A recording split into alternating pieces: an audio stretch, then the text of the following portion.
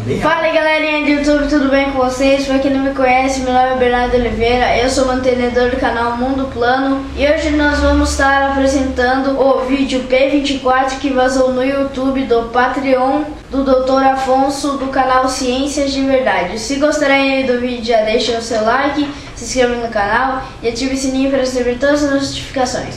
Então fiquem aí com o vídeo. Tchau! Olá a todos. Hoje nós vamos falar um pouquinho sobre alguns assuntos interessantes, principalmente sobre o que o pessoal... Olá a todos. Hoje nós vamos falar um pouquinho sobre alguns assuntos interessantes, principalmente sobre o que o pessoal chama de Red Sky, porque eu não concordo muito com o termo Red Sky, mas ainda o utilizo, né? E sobre o que o pessoal chama de Golden Age, ou Era Dourada, tá? Que é uma coisa disso aqui para tentar ter algum entendimento. E vamos falar aqui sobre algumas profecias de uma mulher, tá? Não é a melhor pessoa para profecias, me parece uma pessoa do lado do pessoal pagão, né? Mas a gente vai tentar entender, interpretar e tirar conclusões em cima do que essa mulher falou. E vamos falar um pouco sobre calendário, ok? Então vamos lá. Eu recebi uma pergunta semana passada que foi o seguinte. Parece uma pergunta religiosa, mas ela tem muita coisa por trás dela, tá?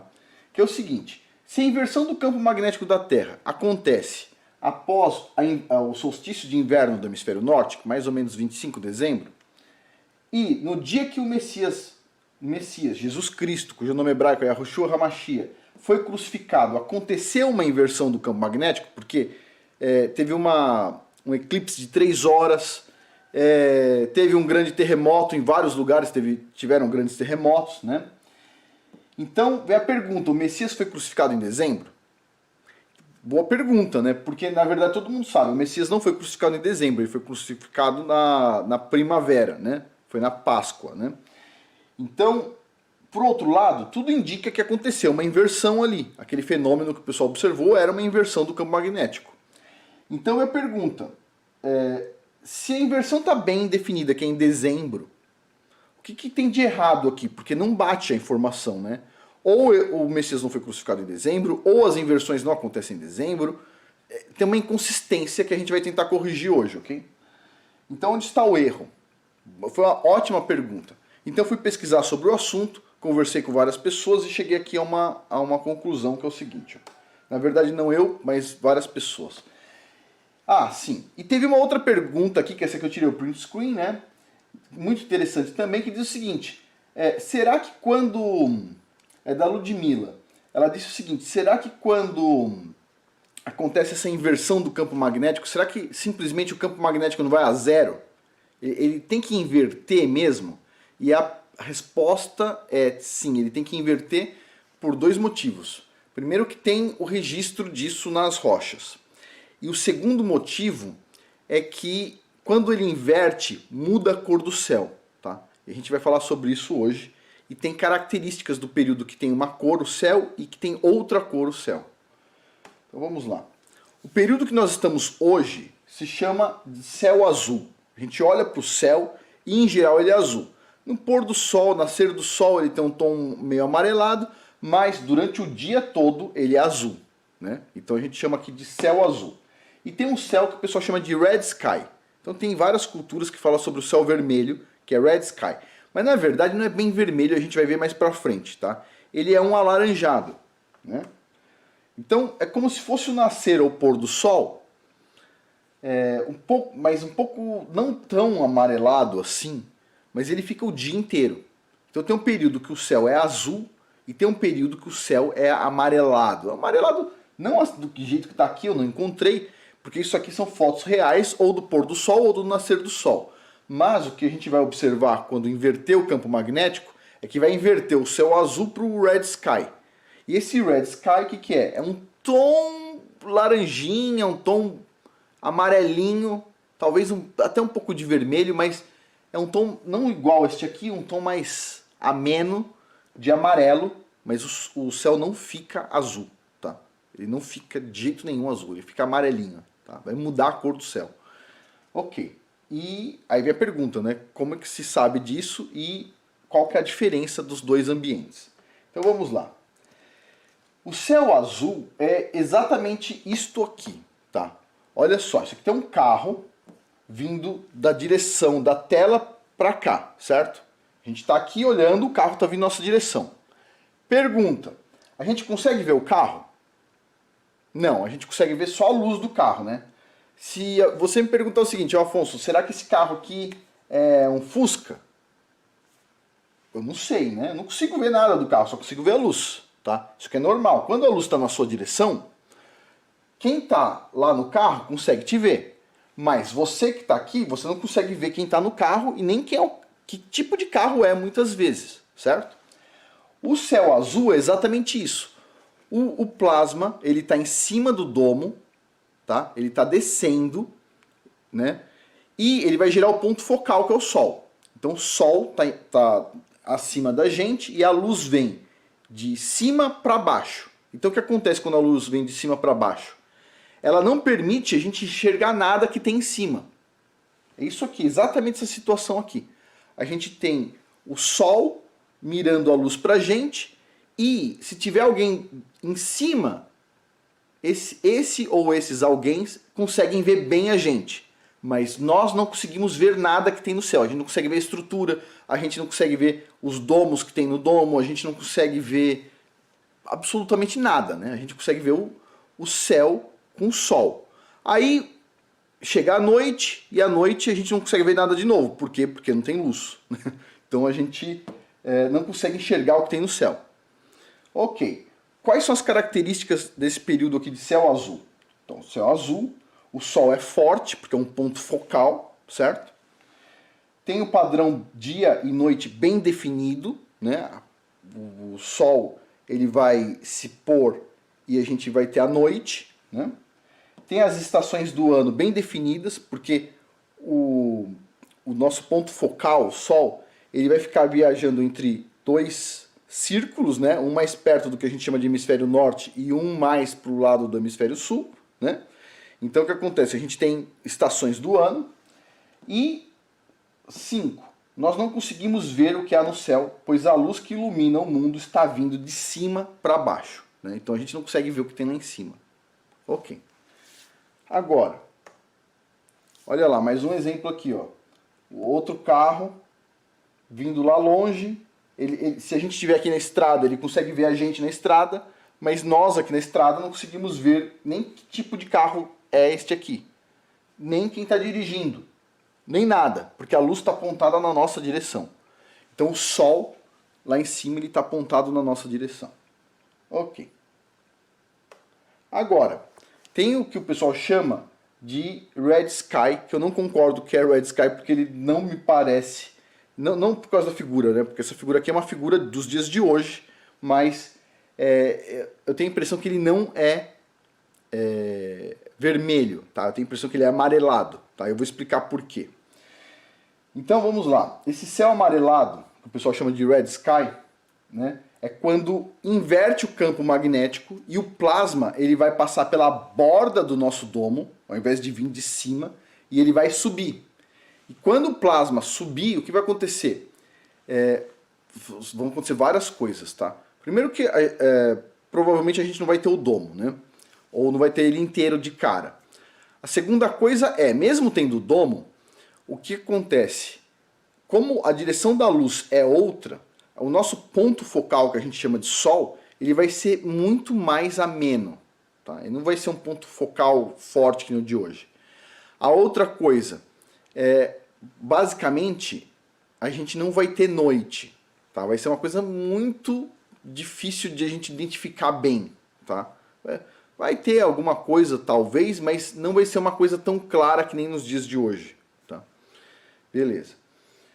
Então, ao invés de vir o plasma por cima e tá quase batendo no nosso domo, depois ele vai circular, o plasma ele vai vir de baixo e vai ficar querendo subir, vamos supor assim, é como se fosse uma cauda girando em volta do nosso domo. E não vai gerar o ponto focal tão forte, ok? E o que isso vai gerar? Uma luz difusa junto com um ponto focal fraco. Tá? Então o dia ele vai ficar mais difuso, não vai ter aquele sol do meio-dia, vai ser como se o tempo todo fosse um sol assim 9 da manhã, 8 da manhã. O padrão dia e noite fica um pouco mais não tão bem definido, né? Aquela escuridão e o dia muito forte. De noite fica mais claro e de dia não fica com aquela luz tão forte ao meio-dia, tá? Ou seja, o pico da luz do meio-dia não tem, mas também não tem o pico da noite de escuridão. Então fica mais clarinho de noite. As estações do ano são pouco definidas, porque o plasma ele vai estar girando em volta e não vai ter essa mudança do ponto focal mais para perto do centro do modelo ou para a borda do modelo. Então o que acontece? Você não vai ter basicamente estação do ano, ou seja, não vai ter inverno e nem verão rigoroso, nenhum dos dois. A temperatura fica mais ou menos homogênea, como se fosse uma temperatura de primavera, tá? Então assim, a temperatura ótima, 22, 23, 24 graus, tá? Ou seja, ninguém vai precisar usar cobertor, né? É um ambiente mais gostoso, vamos dizer assim. Ok, a temperatura quase constante, beleza. E conseguimos ver perfeitamente o que tem no céu, pois a luz que ilumina o mundo virá das laterais, ou seja, de baixo para cima, né? Ok, então olha só, agora inverte, tá vendo aqui? O carro está aqui e nós estamos olhando para lá, na direção da luz. Então nós conseguimos ver tudo que tem lá. A gente não está lá na frente olhando para o carro. Agora a gente está no carro olhando para frente. A gente consegue ver a estrada. Então o que acontece? Quando a luz vier de baixo para cima, que é quando acontece a inversão do campo magnético, a gente vai conseguir ver as estruturas do domo, os domos presos no domo e tudo mais. E é por isso que os antigos eles tinham esse conhecimento, eles pintaram isso, eles fizeram coberturas com essas características, a gente já vai falar sobre isso. Eles sabiam o que tinha lá em cima porque eles viram o que tinha lá em cima. E a gente não consegue ver, a gente não consegue nem imaginar. Mas quando o céu estava no red sky, antes desse céu azul que a gente tem hoje, eles conseguiam ver o que tinha lá em cima perfeitamente. Beleza. Então, de novo, essa parte é difícil mesmo, tá? Então o plasma ele está vindo aqui, ó, né? Ele está descendo, fazendo isso aqui, né? Ele está circulando aqui e vai gerar um ponto focal, que é o Sol, tá? E esse Sol vai estar iluminando de cima para baixo. E o que a gente vai ter é um céu azul, é o que a gente tem agora. Agora, quando inverte o campo magnético, o plasma, porque tem plasma do outro lado também, né? Ele vai subir por aqui e vai ficar circulando de baixo para cima. Vai ficar circulando aqui, em volta do domo, para cá. Quando ele ficar circulando aqui, ele vai gerar um ponto focal? Vai, mas bem mais fraco. E vai ter uma luz difusa na Terra inteira. Ou seja, a noite ela não vai ficar tão escura, vai ser uma noite mais final da tarde, não vai ficar uma noite da meia-noite. Mas nós não vamos ter também o sol do meio-dia, tá? Vai ser temperatura quase constante. E o tempo, a duração do dia vai ser bem longa mesmo, tá? No planeta inteiro, tá? No mundo inteiro, vamos dizer assim, melhor. Ok. Agora, vamos à pergunta. Pergunta que foi feita. Se a inversão do campo magnético da Terra acontece no solstício de inverno, como é que tem essa diferença de data com relação ao Messias, né, a crucificação do Messias? E é o seguinte. O que o pessoal diz a explicação que eu vi e achei bem interessante, que várias pessoas deram a mesma explicação e parece uma coisa mais ou menos sólida, quando a gente está com um período do céu azul, que é o que a gente tem hoje, a inversão acontece no solstício de inverno e ela é cataclísmica. Por quê? Porque o plasma está em cima e ele vai entrar dentro do domo, ele vai tocar o chão e isso é um problema enorme, vai pegar as cidades e tudo mais. Quando nós estamos num período do céu vermelho, vamos dizer assim, do red sky, e o plasma está vindo de baixo ao invés de vir de cima, quando acontece a inversão para virar o céu azul de novo, o que acontece? O plasma não entra dentro do domo, porque ele está subindo, ele não está descendo. Tá? Aqui, ó, o plasma está descendo, ele vai tocar o chão. Deste outro modelo, o plasma está subindo pela beirada, ele não vai entrar aqui para matar todo mundo. Então, quando a gente está neste período aqui, do céu vermelho, avermelhado, não é uma coisa cataclísmica, tá? É severo, tem terremotos, tem eclipse, tem tudo isso, mas não é cataclísmico, não tem plasma, ok? E, ao invés de acontecer no solstício de inverno, o pessoal diz que acontece no solstício de verão. Agora, como não é cataclísmico, não tem bem registrado isso aqui. Então, eu não tenho certeza se isso aqui acontece no solstício de verão, tá? Por quê? Porque se acontecesse no equinócio, ficava perfeito com o que a gente tem hoje da data da Páscoa, fica melhor. Então, eu tenho dúvida se acontece realmente no solstício de verão. Conversei com várias pessoas e todo mundo assim, chega à mesma conclusão, não dá para saber se acontece no solstício de verão, o pessoal chuta, né? Este aqui o pessoal tem certeza que acontece no solstício de inverno. Por quê? Porque como ele é cataclísmico, está bem registrado nas culturas antigas. Este outro aqui não dá para ter certeza. Talvez seja no equinócio, e aí bate com a Páscoa, ou talvez seja no solstício de verão, e aí vem uma questão do calendário. Por quê? Quando a gente lê a Bíblia, na Bíblia diz o seguinte, na Páscoa, um dia depois da Páscoa, tem uma festa que se chama Festa das Primícias. A festa das primícias, o pessoal tem que cortar o grão e fazer a farinha, que vai ser a farinha da primícia, que você vai levar no templo. Se eu não me engano é isso, tá? De qualquer forma, não sei se você tem que levar no templo, mas você tem que tirar a primícia, né? É uma farinha das primícias. Ok. E eu pensei o seguinte, ó, vou pesquisar quando que acontece a colheita do trigo. E a colheita do trigo acontece no solstício de verão.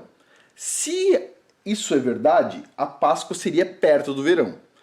Eu conversei com duas pessoas que não tem nada a ver com inversão do campo magnético da Terra, são pessoas que estudam a Bíblia, que foi o Neemias Gomes, do canal Verdade Revelada, tive uma conversa de 4 horas com ele, e conversei com o Yahussef Ben Abraham, e tive uma conversa de 2 horas com ele. Então conversei bastante com os dois.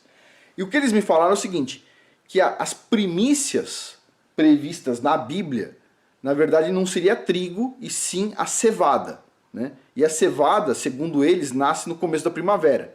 Então, talvez isso aqui não seja no solstício de verão, talvez seja realmente na primavera, né? Então, como não se sabe, eu estou passando aqui o que o pessoal tem como conclusão, a maioria das pessoas que estão estudando o assunto, só que eu tenho dúvida, coloquei em vermelho aqui, tá? Talvez isso aqui seja equinócio, tá? E é esse tipo de dúvida que torna o modelo especulativo, né? Você vê que não está bem fechado. Este aqui está bem fechado. É dezembro. Não neste necessariamente qualquer dezembro. Pode ser o outro, daqui 10 anos, 20 anos. E a gente vai discutir isso hoje ainda um pouco. E neste outro caso aqui não está bem claro, tá? Mas respondendo a pergunta, então não aconteceu a inversão do Messias em dezembro, tá? Não foi em dezembro a crucificação, porque se tivesse sido esta inversão aqui, teria registrado na Bíblia o plasma, né? Então, como não tem registrado o plasma, foi esta inversão aqui. Ou seja, o plasma estava indo de baixo para cima e o céu estava mais vermelho, né? Beleza. Agora, respondendo a outra pergunta aqui, né? Que foi o seguinte: se tem como, na verdade, o campo magnético ele não inverter, ele simplesmente zerar durante um período. Resposta: não, porque você tem os dois tipos de cor diferente do céu, ok? E aí vem a pergunta: como é que o pessoal sabe que o céu fica vermelho ou amarelado? Porque a gente tem isso em registros de pintura, tá? Eu vou mostrar para vocês daqui a pouco. Mas vamos lá. Então, o pessoal pagão, eles sempre estão esperando a tal da Golden Age, a Era Dourada ou a Era de Ouro, ok? E tem vários livros falando sobre a Golden Age da Era de Aquário, tá?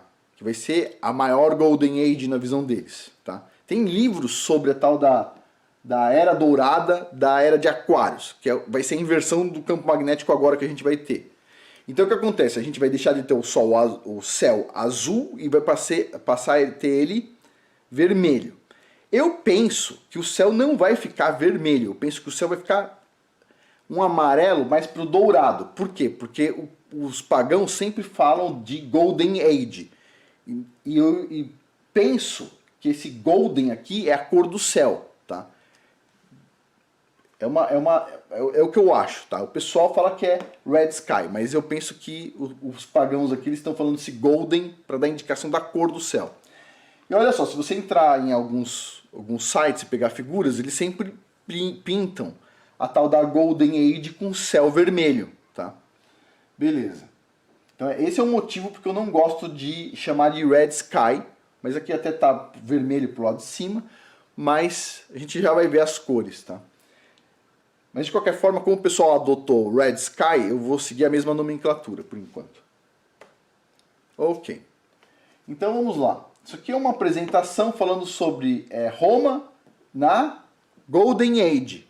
Então teve uma Golden Age antes de Cristo, antes de Jesus Cristo, ok? Que foi a época que o Império Romano, alavancou, foi bem pra caramba. E o que acontece? Na minha visão, quando o Messias foi crucificado, teve a inversão do campo magnético, acabou a Golden Age deles e o céu ficou azul de novo, tá? Que é o que a gente tem até hoje. O que vai acontecer é, na próxima inversão, o céu vai deixar de ser azul e vai voltar para a cor dourada, tá? Para a cor amarela ou vermelha, tá? Agora, vamos pegar um pouco aqui, vamos tentar entender Roma nessa Golden Age de Roma. Olha só, peguei aqui um pouco sobre a história, tá? E diz assim, ó, a expansão romana teve início no século 6 a.C. Ok, pouco após a fundação. No entanto, só no século 3 a.C. é que Roma iniciou a anexação de províncias fora da Península Itálica. Ok. Olha só aqui, ó. O transporte por vias terrestres fazia uso de uma rede complexa e avançada de estradas. Vou fazer uma pergunta para vocês. Os caras tinham 400 mil quilômetros de estrada. Desses 400 mil quilômetros, 80 mil quilômetros era pavimentado. Isso 600 anos antes de Cristo. Então minha pergunta assim, como é que eles conseguiam fazer isso? Uma boa pergunta, né? Eles tinham um trator? Não. Como é que eles faziam tanta estrada? Como eles tinham tanto tempo? Eles não tinham que produzir comida? Tinha que produzir comida. Interessante. Olha só, mais coisa. Vamos ver aqui, ó. Deixa eu passar para o próximo. Agricultura. Olha só, o governo central tinha papel interventivo no fomento da produção agrícola. Quem controlava a produção basicamente era o governo. Ok. E tinham latifúndios. E esses latifúndios eram capazes de sustentar a vida urbana. Ou seja, a gente tinha cidades, por quê? Porque pouca gente conseguia produzir muita comida dentro dos latifúndios. Pergunta, é fácil produzir comida nos dias de hoje? A gente precisa de um monte de defensivo agrícola, controle de praga, adubo, tudo isso aí, né? Neste período aqui que é da Golden Age, não precisa. Por quê? Na Golden Age, que o pessoal tinha lá e que vai ter de novo, que não é bom pra gente, eu já vou explicar, os pagãos adoram, mas pra gente vai ser um problema, é o seguinte, o Sol ele fica no céu muito tempo. Não o Sol, o ponto focal, mas vamos dizer assim, como o plasma está em volta, a gente vai ter um tempo de iluminação muito maior do que metade do dia no mundo inteiro. Tá? Ou seja, as plantas vão ter mais tempo para fazer fotossíntese. Elas vão crescer muito mais. Outro ponto, como a temperatura não vai ser muito alta, vai ser a temperatura da primavera, as pragas elas vão ser muito menos agressivas. Então, por exemplo, como é que funciona na agricultura? Na primavera, no hemisfério norte, o Brasil é diferente, mas no hemisfério norte, na primavera, você planta e não dá praga nenhuma, não tem problema de praga nenhuma. Quando chega perto do verão, parece que elas começam a brotar da terra, assim, aquele monte de ovo começa a brotar e começa a sair praga da terra e tipo destrói sua alface, destrói tudo. Tá? Se você não pôr veneno, aquilo ali é destruído tudo. Agora, imagine o seguinte, você tem na Golden Age, você tem a primavera, que é a melhor temperatura do ano, o ano inteiro. e você não tem grandes variações, você não vai ter geada, você não vai ter nada disso. Então você tem muito sol, você tem temperatura mais ou menos constante durante o ano inteiro e tem redução do número de pragas por causa disso. Então plantar na Golden Age é fácil, as plantas ficam enormes, você consegue sustentar a população. Então foi por isso que nesses períodos que o pessoal chama de Golden Age que surgiram as cidades, ok? Você tinha como, com pouca gente cuidando de grandes latifúndios, sustentar grandes cidades.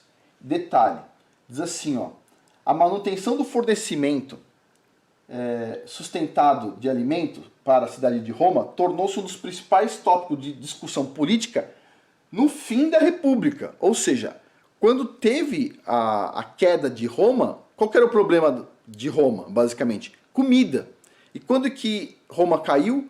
Com céu azul já, porque foi depois da crucificação, bem depois da crucificação do Messias. Ou seja, eles estavam numa Golden Age, com céu amarelo, de repente teve a crucificação do Messias e a inversão do campo magnético naquele mesmo dia, o céu começou a se tornar azul, ok? Teve o terremoto e tudo mais, e com o céu azul, o ponto focal voltou, o sol que nem a gente vê hoje, as pragas voltam, né? E o clima fica, tem inverno que não dá para plantar, tem verão que não dá para plantar, você só consegue plantar na primavera no hemisfério norte, né? Na primavera e no outono, ou seja, você começou a ter problema de alimentação. O que fez a queda de Roma, basicamente, foi comida, ok? Vamos lá. Então diz assim, ó, e nessa época o Estado implementou um subsídio pago em cereais. Ou seja, todos os cidadãos que se registrassem no governo lá deles recebiam 33 quilos por mês de cereal, que é como se fosse uma moeda ali, no caso, dinheiro, como se fosse dinheiro. Ou seja, a mesma coisa que os governos estão querendo fazer hoje, e talvez eles não estão pensando realmente de fazer agora, talvez seja depois da inversão, o que eles estão falando? De dar uma bolsa família, bolsa salário para cada ser humano. Tá? Isso tinha na época de Roma. Okay? Eles davam uma bolsa para todo cidadão de Roma, né? Da cidade de Roma. E olha só que interessante. Também foram criados redes de esgotos naquela época e grandes aquedutos no final do século 6 a.C. Então, pera um pouquinho. Os caras tinham todo esse sistema, aquedutos enormes, centenas ou milhares de quilômetros, sistema de esgoto, tudo isso naquela época. E depois você vai lá em Roma hoje, você vê tudo meio que destruído, alguma coisa aconteceu de errado ali. O que foi? Foi a inversão do campo magnético, não teve plasma entrando, porque eles estavam no céu vermelho, no Red Sky, na Golden Age, o plasma estava em volta, indo para cima, e quando inverteu o campo, aí o plasma passou a vir de cima para baixo, mas já tinha o campo magnético de novo, e não aconteceu nada com eles. Ok. Agora, você vai me perguntar o seguinte, mas essa Golden Age aconteceu só com Roma? Não, aconteceu no mundo inteiro, olha só. A ciência na Golden Age do Islã.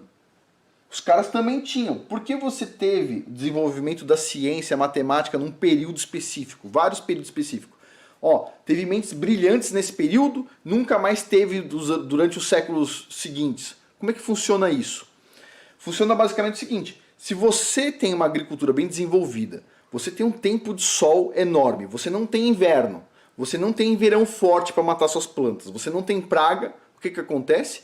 Fica fácil produzir comida. Se é fácil produzir comida, a comida fica barata. Ou o pessoal até dá de graça, eventualmente. Então, o que acontece com as pessoas? Você consegue pegar um grupo de pessoas e deixar eles sem trabalhar. Não precisa todo mundo trabalhar. E quando o pessoal tem ócio, tá lá sem fazer grandes coisas, o que acontece? Eles têm tempo para pensar em matemática, em outras coisas, e a gente tem um desenvolvimento grande nessas Golden Ages, ok? Beleza. Olha só, quando você vê as figuras daquele período, sempre o fundo é pintado de amarelo. Eu pensava o seguinte, não, isso aqui é a cor do papel que eles tinham lá. Isso aqui é pintado mesmo, tá? Você vê que é diferente já de um lado para o outro aqui, etc. Tal, embora aqui talvez seja só uma junção, mas você vê que isso aqui foi pintado, tem cores aqui. E o pessoal nunca pinta de azul, tá? Daquele período. É amarelo, tá?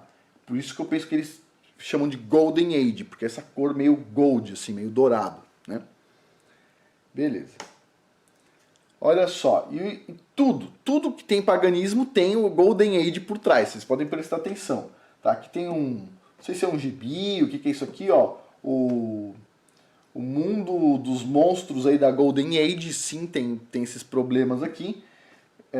Olha lá, o balé Bolshoi, The Golden Age, e se você for procurar tem trocentos negócios de Golden Age, tá? Beleza. Vou parar um pouquinho e a gente já continua. Continuando. Então é o seguinte, vamos lá. Coisas boas que acontecem nas Golden Ages, ok? Avanço da matemática, da ciência e da engenharia. Muito da engenharia foi desenvolvido nessas Golden Age, ok? Aquelas igrejas com aquelas cúpulas, etc, tal, muito sofisticado, Golden Age.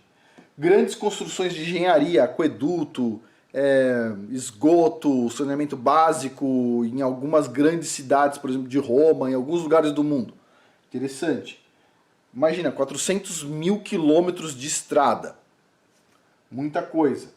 Facilidade para plantar e crescimento rápido das plantas devido ao longo período de luz.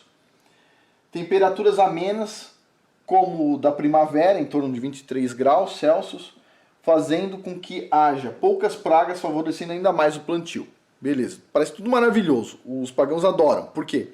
Quando eles têm muita comida sobrando, você não tem problema de comida, etc. tal, o que o pessoal faz? Faz orgias, gastam tempo com coisas que não deveriam, etc. tal, e a sociedade vira o que, né? Vira o que era Roma naquela época, tá? Você vê até hoje, tem pinturas do que o pessoal fazia em Roma naquela época e tipo assim, eram coisas terríveis, né? Para eles pensavam que era bom, né? Uma das coisas que eles faziam, por exemplo, além dessas coisas, né, mais carnais assim, eles faziam muito aquelas brigas como é que se fala? O pessoal que lutava com espada, né? Os gladiadores. E o pessoal falava que tinha dia que chegava a lutar 3 mil gladiadores. Então, tipo assim, eles tinham muito tempo para gastar, né? Agora, coisas ruins que acontecem nessas Golden Ages. Vamos lá, imoralidade sexual, né? Guerras devido à facilidade em se conseguir alimentos mesmo em grandes distâncias. Então imagina só, você quer fazer uma guerra a 1000 quilômetros de distância. Você tem as suas fazendas aqui e você quer ir até lá. Então você vai ter que pegar comida daqui, do seu povo, e ir levando para os soldados, que é uma quantidade enorme, até lá do outro lado. Beleza. Na Golden Age é muito mais fácil. Você manda a equipe na frente, eles plantam comida ao longo do percurso que você quer, a comida vai crescer, não vai ter bicho, não vai ter praga, o sol vai favorecer ela a crescer muito rápido, então você consegue facilidade logística para fazer guerras. Okay? Ditaduras imorais, o que a gente viu em Roma naquele período foram muitas ditaduras imorais, e todo tipo de perversidade que se pode imaginar, incluindo matar pessoas e tudo mais. Então assim, muito tempo sobrando e se a pessoa não estiver preparada para isso, vai acontecer problemas, né? Beleza. Então vamos lá. Pergunta. Onde podemos conseguir informações sobre essas Golden Ages? Infelizmente a gente só consegue dos pagãos. Então assim, ler coisa de pagão é extremamente complicado, porque não é muito positivo, ok? Então assim, eu fiz uma seleção, tá? Ninguém precisa ir muito atrás disso, não é positivo, mas já fiz uma seleção e quando eu vou filtrar, tá? Alguma coisa que é para apresentar que pode ser interessante. Então vamos lá. Então nós vamos analisar um poema, tá? Que os pagãos dizem ser uma profecia de uma senhora que eu penso que é uma bruxa, tá? A minha visão, ela é uma bruxa. Não está escrito isso em lugar nenhum, mas é a minha visão, vocês vão entender no final, fica bem claro para mim que ela era uma bruxa, né? Então vamos ter cuidado, tá? Vou fazer uma análise com cuidado e vamos analisar com um olhar cristão e científico. Então a gente vai tomar bastante cuidado. Ok. Essa mulher se chamava Úrsula Saltale, e o pessoal chama ela na Inglaterra de Mother Shipton. Ela nasceu antes da descoberta do Brasil, vocês percebem aqui, ó? Nasceu em 1488, morreu em 1561. Então as Américas não era uma coisa muito popular naquela época, tá? E ela nasceu nessa caverna aqui, que o pessoal já mostrou em um monte, sempre mostra na televisão, não sei se vocês já perceberam, jornal, o pessoal mostra isso aqui, que é assim, o pessoal pendura bonecos no topo da caverna aqui, e por causa da quantidade de sais minerais dessa água que vai escorrendo aqui, que é tipo uma cachoeira bem fraquinha, esses objetos viram pedra, ok? Então aqui tem uma cabeça, parece, ó, que virou pedra, um capacete, boneca, essas coisas todas. Ok. E essa mulher aqui, que o pessoal chama de Mother Shipton, não sei porque eles chamam de Mother, porque ela não teve nenhum filho, ela nasceu nessa caverna aqui, ok? E vamos ler aqui. Então ela nasceu em Yorkshire, na Inglaterra, em uma caverna que hoje se chama Caverna da Mother Shipton. E ela era conhecida por ser horrivelmente feia, era a mulher mais feia da época, ok? A parteira falou que quando ela nasceu, houve um cheiro de enxofre muito forte e um estrondo igual ao trovão. O bebê nasceu deformado e enorme. Alguns achavam que o seu pai era o diabo. Então, até aqui eu não vou julgar se a mulher é bruxa ou não, eu vou explicar mais para frente. Sua mãe a abandonou aos 2 anos e foi morar em um convento pelo resto da sua vida. Então a moça ficou lá abandonada, pelo jeito nasceu com alguma deformidade. Ok. O desenho que o pessoal fez dela é basicamente este aqui, como se fosse uma velhinha, né? E essa borboleta aqui, é tipo vou chamar de borboletinha, né? Ela é chamada de Mother Shipton, porque tá vendo aqui parece que tem um rosto aqui, ó, um olho, uma boca, aqui um nariz, ó, dos dois lados, ó. Dá pra ver? Então, é uma figura bem feia, né? É mais feia do que esta figura aqui, né? Então, na verdade, ela era uma mulher bem feia. Mas vamos lá. A Úrsula exibiu habilidades proféticas e psíquicas desde a mais tenra idade, escrevendo profecias em forma de poemas, assim como fazia Nostradamus. Aos 24 anos ela casou-se com um carpinteiro local, né, perto de York, e acabou fazendo fortuna com as previsões que ela fazia. E ela acertava bastante, o pessoal diz, né? Eles não tiveram filhos, mas ela ficou conhecida como Mother Shipton por causa das pessoas que ela ajudava lá a fazer as previsões, tinha gente que acreditava lá, e pelo jeito ela acertava mesmo, então, né? Sua habilidade de ver o futuro a tornou bem conhecida em toda a Inglaterra, e em 1641 houve mais de 50 edições diferentes de livros sobre ela. Ok. Ela preveu, por exemplo, o grande incêndio de Londres de 1666, né? Ou seja, depois da morte dela.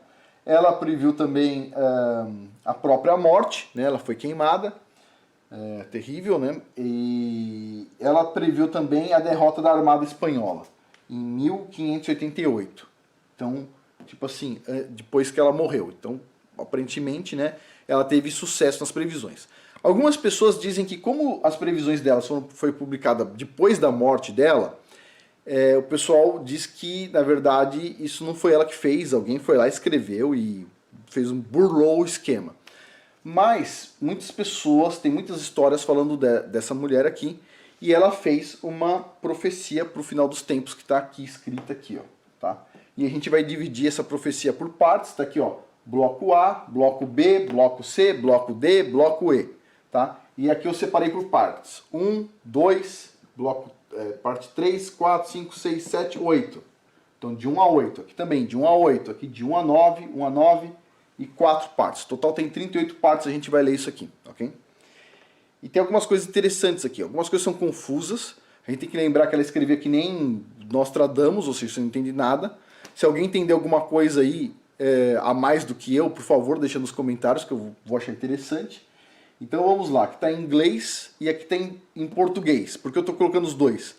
Porque isso aqui é muito difícil de traduzir muitas vezes e eu posso errar alguma palavra, porque é uma forma de escrever muito arcaica, tá?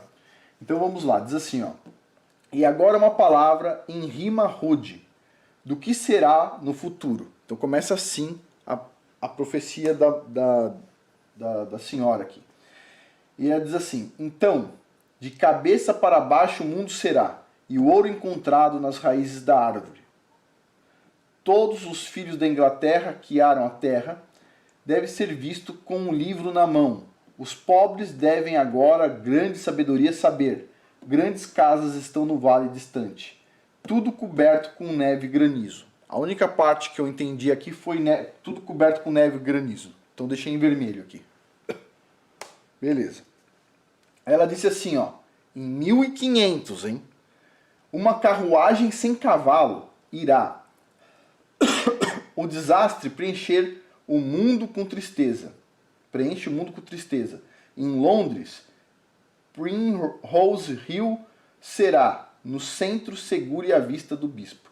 Então, a única coisa que eu entendi aqui é que ela está falando do tempo do desastre e ela está falando de carruagem sem cavalo. Ela está falando de carro numa época que faltava ainda 400 anos para inventar o carro. Então, tipo assim, interessante. Ok. Em todo o mundo, os pensamentos dos homens voarão, rápido como um piscar de olhos. Eu penso que ela está falando da internet. Tá? E a água deve grandes maravilhas fazer. Que estranho! E ainda assim se tornará realidade. Eu penso que ela está falando das hidrelétricas que também não existiam. Ela disse assim: através de colinas imponentes, homens orgulhosos cavalgarão. Não entendi. Nenhum cavalo ou burro se move ao seu lado. Ok. Sob a água, os homens devem andar. Eu penso que ela está falando dessas tecnologias que permitem a gente andar sobre águas hoje. Ande, durma e fale. E no ar, os homens devem ser vistos. Em branco, preto e até verde. Eu penso que ela está falando de paraquedistas, talvez. Pessoal com asa delta, né? Coisas que também não existiam. Ok. Um grande homem, então, deve ir e vir, porque a profecia declara isso. Também não sei o que se trata. Ok. Na água, ferro, então, flutuará. Tão fácil quanto um barco de madeira. Naquela época só existia barco de madeira, ela não existia nenhum tipo de navegação deste tipo aqui. Nós estamos falando de 1500, a época das caravelas. E ela estava falando de barcos de ferro. Um absurdo para a época. Eu penso que ela acertou. O ouro será visto em corrente e pedra. Eu não sei se naquela época não existia ainda corrente e pedra de ouro, né? O pessoal, bijuterias. Mas ela está falando aqui também. Em terra ainda desconhecida. Então, acho que ela está falando do Brasil, Estados Unidos, das Américas, que não estava descoberto, basicamente, né? E a Inglaterra deve admitir um judeu. Diz aqui Gil. Você acha isso estranho, mas é a verdade. O judeu que uma vez foi detido em desprezo, nascerá então cristão. Não entendi absolutamente nada. Se alguém entender, pode olhar em inglês aqui também, se eu traduzir alguma coisa errada, e coloca aí no comentário. Não entendi. Eu vou deixar o link com essa poesia inteira, tá? Ok. Uma casa de vidro deve passar na Inglaterra, mas, ai de mim, uma guerra seguirá com o trabalho, onde mora o pagão e o turco. Então parece que é alguma coisa da Turquia. Agora aqui eu não sei se é ai de mim, tá? Essa foi a tradução que eu pus. Mas aqui diz assim, ó, but, alas. Não sei se está falando dos muçulmanos, tá? Se ela não sabia do que se tratava, mas está falando aqui alas, né? Ok. Continuando. Esses estados travarão talvez a mais feroz luta e procurem tirar a vida uns dos outros. Quando o norte dividir assim o sul e águia construir na boca dos leões, então imposto e sangue, guerra cruel virá a todas as humildes portas. 3 vezes será linda ensolarada a França. Seja levado a tocar uma dança sangrenta, antes que as pessoas estejam livres. 3 governantes tiranos devem ver. 3, eu posso pensar assim, talvez Hitler, um governante tirano, mas não é da França. Napoleão, eu não sei, mas não interpretei essa parte porque não é interessante para o nosso modelo, mas estou lendo, tá? Vamos lá. 3 governantes em sucessão, cada um vem de diferentes dinastias. Então, quando a contenda mais feroz é feita, Inglaterra e França serão como um. Eu não sei se a gente está falando do Brexit ou da União Europeia, se elas vão se juntar ou não, mas você vê aqui tem a Inglaterra, ok? E a França é de frente para a Inglaterra, só tem o Canal da Mancha separando aqui, né? Então tá de frente. Aí ela tá dizendo aqui que Inglaterra e França serão como um.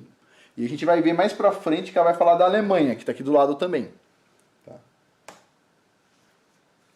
A azeitona britânica deve ser seguida em casamento com uma videira alemã. Ó, a Alemanha tá aqui, a Inglaterra tá aqui. Homens caminham por baixo e por cima de riachos. Cumpridos serão seus sonhos maravilhosos. Não tem nada a ver com o modelo, só estou lendo para, se alguém tiver algum pensamento sobre o assunto, pode me dizer aí. Pois naqueles maravilhosos dias longínquos, ela vai começar a falar do nosso tempo. As mulheres devem adotar uma mania, vestir-se como homens de calça, tá? Que é uma roupa de executiva. E para cortar suas mechas de cabelo, né? E eles, na verdade elas, vão montar, penso elas ou eles, aqui não dá para saber, vão montar com a testa de bronze, como as bruxas fazem na vassoura agora. Então ela está falando que na época dela tinha bruxa, tinha vassoura, etc. Tal. E eu penso que está falando de moto, né? Acho que é isso, não tenho certeza, mas me parece isso. Diz assim, rugindo monstros com um homem no topo, parece comer a safra verdejante. Penso que ela está falando de trator. E os homens voarão como os pássaros fazem agora. Penso que ela está falando do avião. Tá? E doar o cavalo e o arado. O pessoal vai se livrar do cavalo e do arado. Eu penso que é por causa do trator. Tá? Haverá um sinal para todos verem. Certifiquem-se de que será certo. Então o amor morrerá e o casamento cessará. A gente está vendo redução de casamento hoje. E as nações, aí eu pus aqui essa parte a mais no texto para tentar ficar mais claro, entrarão em decadência quando os bebês diminuírem. É o que vai acontecer agora. A previdência social do mundo inteiro vai cair porque ninguém teve filhos e você precisa ter filhos para manter uma pirâmide funcionando, né? Então, sim, as nações vão entrar em decadência. Né? A Grécia já foi por causa disso. E as outras também vão uma depois da outra pelo mesmo motivo. E ela estava prevendo isso aqui em 1500. Diz assim, as esposas devem mimar gatos e cachorros. A gente está vendo isso hoje. E os homens, aqui eu pus, vivem da mesma maneira que os porcos, mas eu tenho a impressão que a gente pode estar falando também de comer como porco, né? Então, está falando das mulheres, as esposas, cuidando de cachorro, mimando cachorro, e os homens, então, aí, vivendo como porcos. Eu não sei se é tanto quanto um porco em tempo de vida, a pessoa vai viver menos, ou se é a forma como a pessoa come, ou a higiene, eu não entendi. Então, deixei aqui com um risco embaixo para a gente saber aí que talvez isso aqui a gente pode mudar. Ok.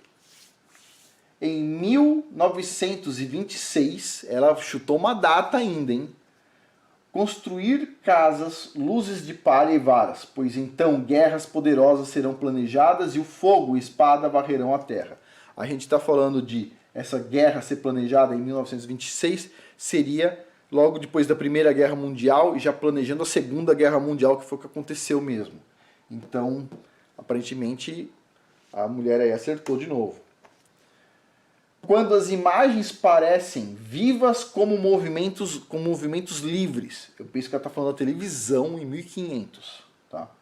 Quando barcos como peixes nadam sobre o mar. Penso que ela está falando do submarino. Quando os homens como os pássaros devem limpar os céus. Não entendi essa parte. Então metade do mundo profundamente encharcado de sangue morrerá. Então, falando, alguma coisa vai acontecer grave e ainda nem chegou o plasma. Tá? Ok.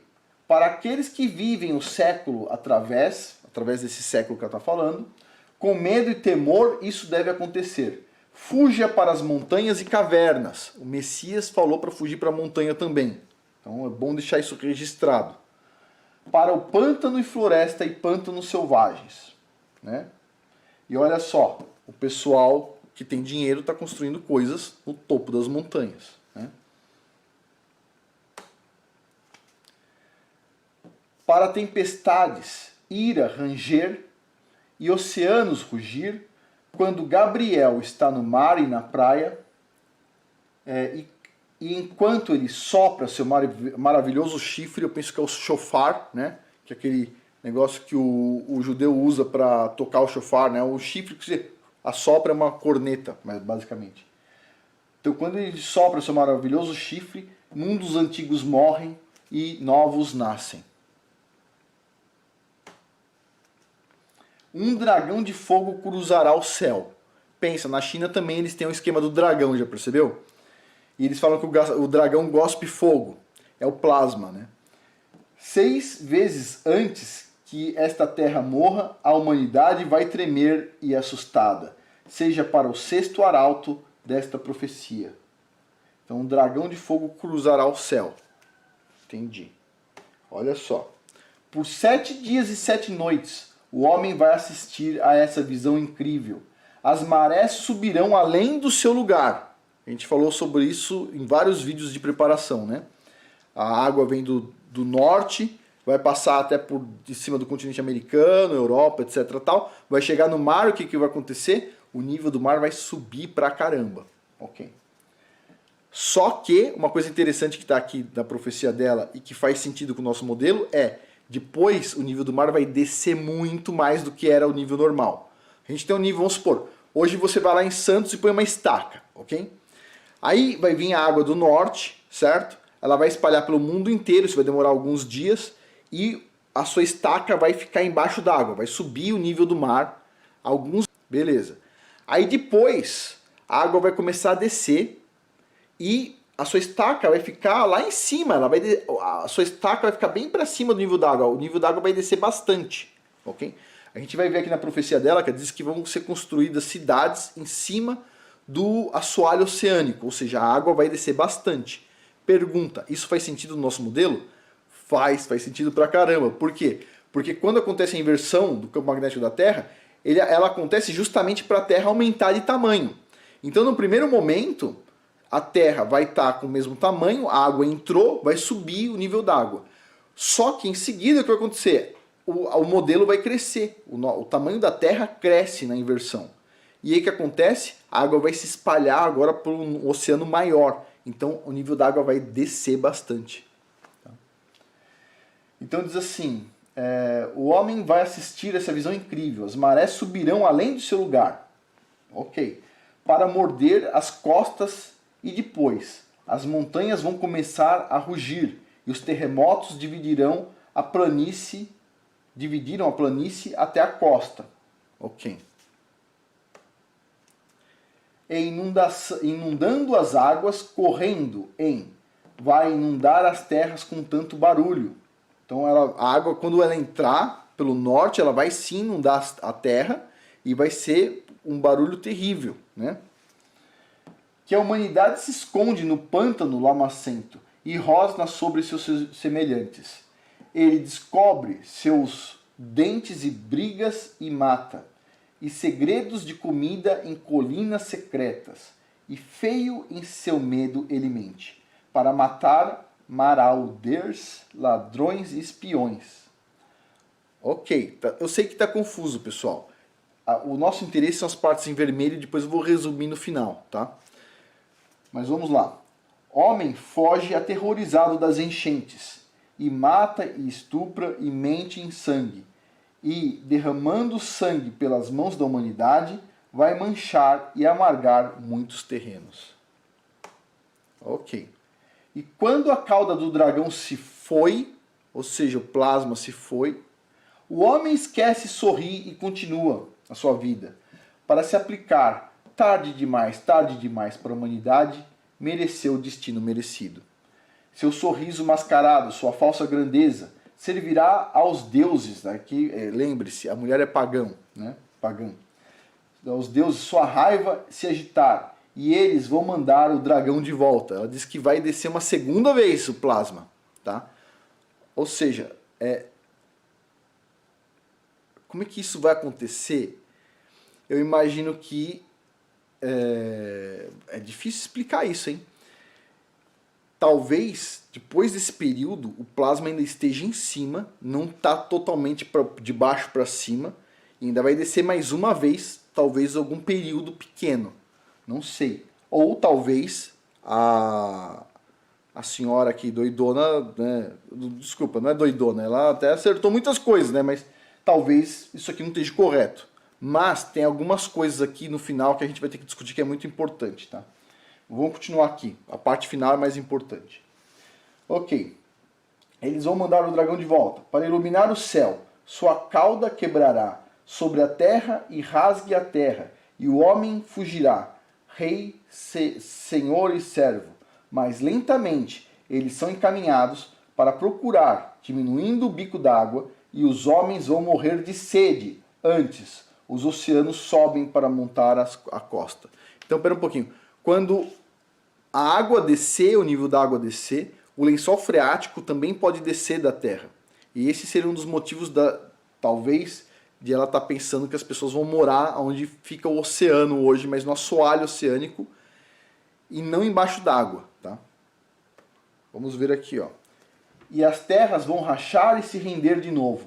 Você acha estranho? Isso se tornará realidade.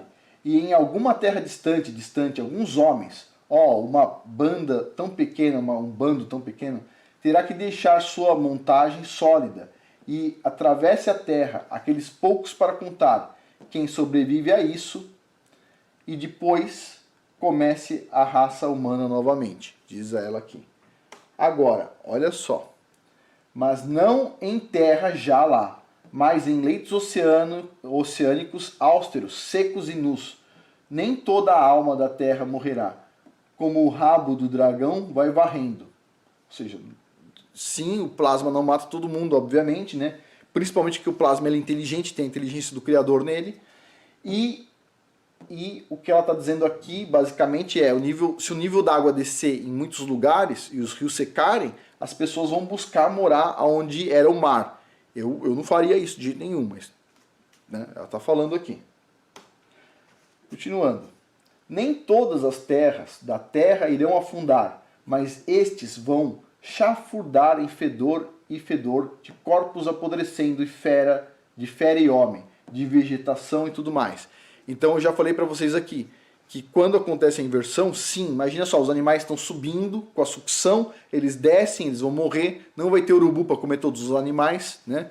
Não vai ter os animais que comem carniça, porque eles também vão morrer. E a gente vai ter uma quantidade muito grande de ser humano também com o mesmo problema. E adivinha só, vai ter muita mosca, né? Vai ser um ambiente ruim no início, né? E vai demorar um tempo para isso se degradar. Então tá falando aqui, ó, de chafurdar em fedor e fedor de corpos apodrecendo, de feras e de homens. Mas a terra que se eleva do mar vai estar seco e limpo e macio e livre da sujeira da humanidade. Portanto, a fonte nova da dinastia do homem. Por isso que ela está falando aqui, ó. Então a terra vai estar cheia de animais mortos, o oceano vai descer e as pessoas vão entrar para essa terra nova que é o oceano, que agora você pode pisar, tá sequinho, entendeu? Porque o resto do mundo vai estar com muitos animais mortos, é o que ela está falando aqui.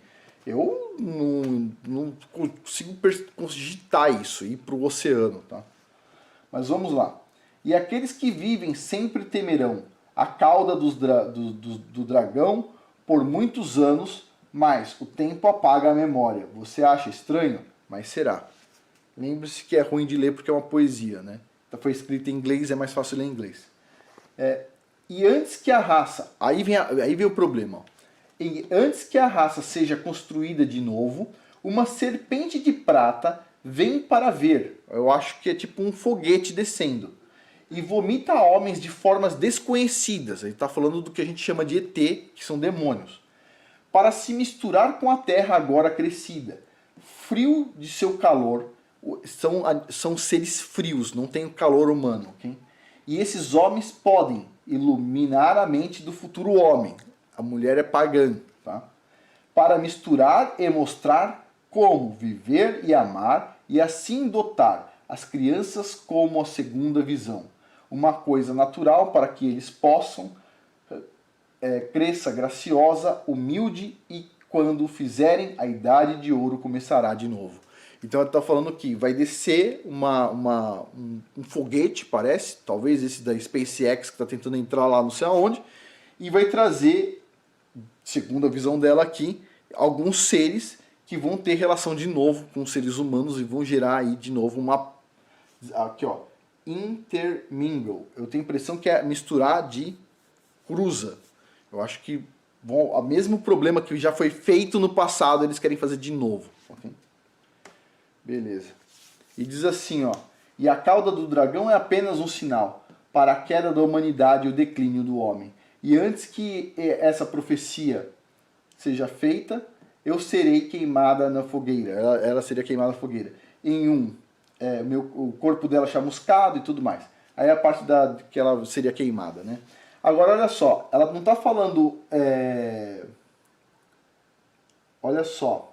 Quando a humanidade cair, tá aqui, ó, mankind, vai ter o declínio do homem, não da mulher, tá? Então, o que ela está falando ali é de ter cruzamento de novo com esses seres e mulheres, né? E ela está falando de novo aqui, ó, a idade de ouro começará de novo. Então, qual que foi a idade de ouro? A última que aconteceu foi lá na época de Roma. E os pagãos adoraram aquilo, eles estavam esperando e eles esperam até hoje. Então, assim, para eles vai ser bom? Talvez. Para a gente vai ser bom? Provavelmente não. Né? Continuando aqui. Então vamos lá. O que a gente pode tirar dessa poesia esquisita? Número 1. O plasma, que é a cauda do dragão. Que a China também tem o dragão, que se for ver, né, é um negócio comprido que joga fogo. Né? 7 dias de escuridão. Na verdade, aqui são 7 dias de coisas maravilhosas, ela diz. Não é de escuridão, são 7 dias de coisas maravilhosas. Desculpa, está escrito errado aqui. Que são esses 7 dias que a gente deve ficar em casa. Né? As marés subirão além do seu lugar, ou seja, a água vai subir momentaneamente. Isso a gente tem que tomar cuidado. O plasma desce mais do que uma vez na visão dela. O nível do mar vai descer muito. Depois disso ela vai descer, porque a Terra vai aumentar de tamanho, certo? Vai ter aqui, ó, ela está prevendo mistura de aliens e humanos, pelo menos é o que eu estou entendendo. E ela deixa claro que já tiveram outras Golden Ages mais antigas, né? Ou seja, uma coisa que os pagãos sempre estão esperando, né? E eles estão esperando agora essa especial para eles, que é a da Era de Aquário. Okay? Então, será que a água do mar vai subir e depois descer? Já expliquei para vocês, né? A água vai subir, mas depois este modelo aqui vai se expandir, e quando expandir vai ter mais superfície para a água, né, espalhar, e a água vai descer bastante. Né? Beleza. Agora, para a gente finalizar aqui. As datas da inversão do campo magnético da Terra são diferentes, né, para 2 ocasiões. Então quando você tem o céu azul, você tem a inversão, o plasma desce, ele vai ser uma coisa bem catastrófica. Isso acontece no dia 25 de dezembro, mais ou menos. De que ano? A gente não sabe. Ok. Vem a pergunta. O Messias vai voltar nessa data? Resposta. Provavelmente não. Por quê? Porque se a gente sabe a data, e diz na Bíblia que ninguém sabe a data de que ele vai vir, não sabe o dia, nem o mês, nem o ano, é dito. Então, ele não vai vir depois da inversão. O que vai vir depois da inversão, segundo os pagãos? Vai vir esses seres aí que vão querer, né, ter relação de novo com as mulheres. Visão aí dos pagãos. Né? Se acontecer isso, puxa vida, talvez demore um pouco mais de tempo para o Messias vir. Isso é ruim, porque diz na Bíblia que ninguém vai estar esperando. Então, se ninguém vai estar esperando, isso é um problema grave para a gente, né? Porque assim, vai ter um problema antes da inversão, o pessoal vai já ter perseguição, vai ter durante a inversão, porque a gente tem que ficar vivo ainda, e depois da inversão ainda pode dar um monte de problema, né? Ok. Diz assim, algumas profecias pagãs evidenciam que eles guardam muito a tal da Golden Age, aguardam muito a Golden Age que vem depois do plasma. Mas eles não estão esperando o Messias cristão. Levando isso em conta, não temos como saber quando o Messias vai voltar. E aí vem uma questão. Tem uma briga. Eu estava conversando com o Yahussef e com o Neemias, né? O canal Verdade Revelada e o canal do Yahussef Ben Abraham.